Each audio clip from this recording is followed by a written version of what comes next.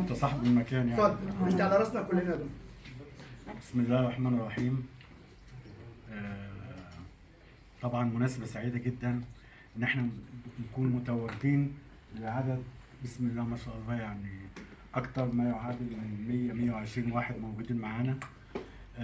طبعا شرفنا النهارده وجود سعادة وزير مفوض المستشار مروة شعيل، سيادة المستشار الدكتور نادر شبل قنصل جمهورية مصر العربية، والسيدة حامو، طبعا الأستاذة جيهان والأستاذ مصطفى وأعضاء السفارة كلهم بيخدمونا ودايما سهرانين على راحتنا يعني. سعيد جدا طبعا في وجود الأزهر ممثله الشيخ أحمد بيومي، وطبعا وجود الدكتور أحمد النقشبندي معانا. وطبعا في المناسبة ديت ما ننساش الإخوة السوريين اللي هم موجودين معانا، الدكتور عماد القصاص والأستاذ الإعلامي مازن الرفاعي.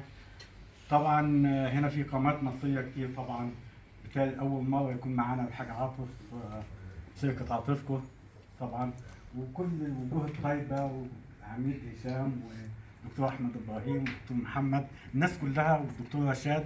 بالمناسبة الدكتور رشاد وهو أنا بقول دلوقتي اسمه، لازم كلنا نبارك له، عمل عيادة جديدة، جاب بسم الله ما شاء الله أحدث المعدات الطبية في جراحة الأسنان في منطقة مايكا دوامنا رقم 9. بسم الله ما شاء الله يعني. فبجد يعني في تخفيضات للإخوة المصريين، وأنا صدقوني لو العيادة دي أنا ما شفتهاش يعني وقلت إن هي كويسة ما كنتش أقول إن هي كويسة يعني. فبسم الله ما شاء الله يعني. ومعانا الجامعة الطيبة، كل سنة وانتم طيبين. وصدقوني أنا بقالي يمكن حوالي 30 سنة في الغربة، ولكن ما بيهونش علينا الغربة في رمضان إلا جمعتنا الحلوة ديت، خصوصا الدعاء الإفطار بتاع الكنيسة المصرية.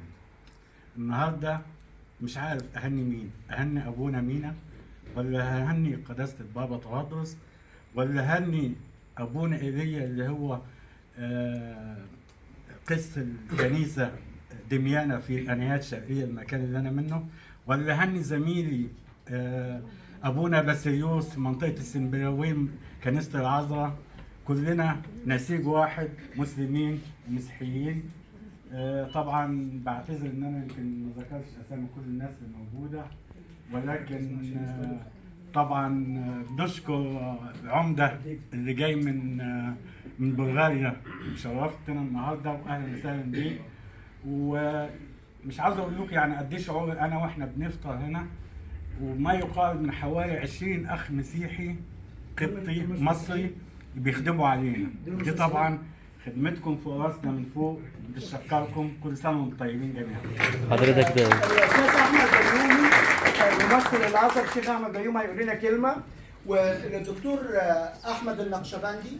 احمد النقشبندي مش جاي مع المسلمين، احمد النقشبندي جاي معانا احنا. النقشبندي بتاعنا احنا.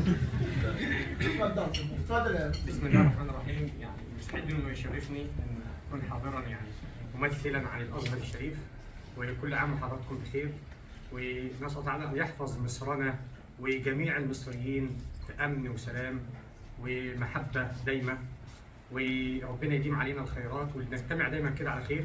ونشكر سعاده الاب مينا على هذه الدعوه الطيبه، ويعني نعتذر ان كان في تقصير منا قبل كده نظرا لظروف شهر رمضان، لكن نسعد دايما ان احنا نحضر، وبنشكره على الدعوه دي، وتبقى دايما دايما دايما يا رب تبقى عامره دايما بالخيرات ونجتمع على خير، وشاكرين لحضراتكم جميعا يعني. الدكتور احمد.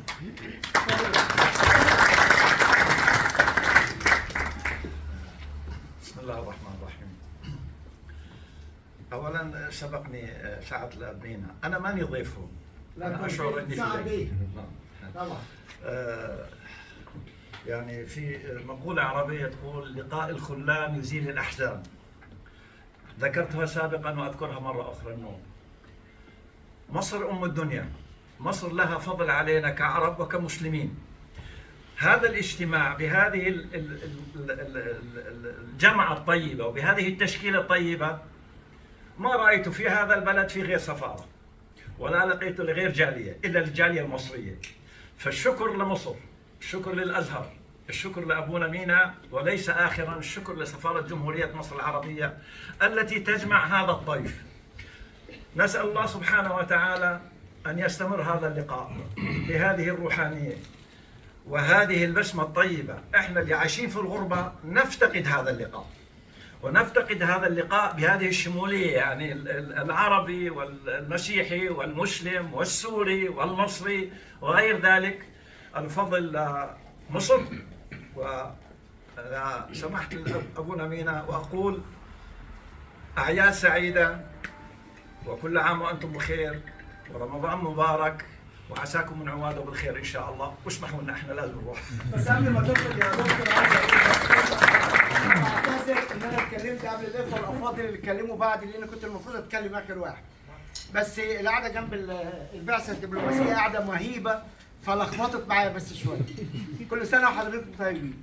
اهلا بيك الشيخ احمد هيمشي والشيخ الدكتور النقشبندي، ونجيب لكم ويسكي بقى عشان هم دول اعتذر يعني نقعد نجلس اكثر، لكن ربنا يخليك يا دكتور. استاذنكم. اتفضل يا باشمهندس امير، وصلوا الشيخ احمد والدكتور لحد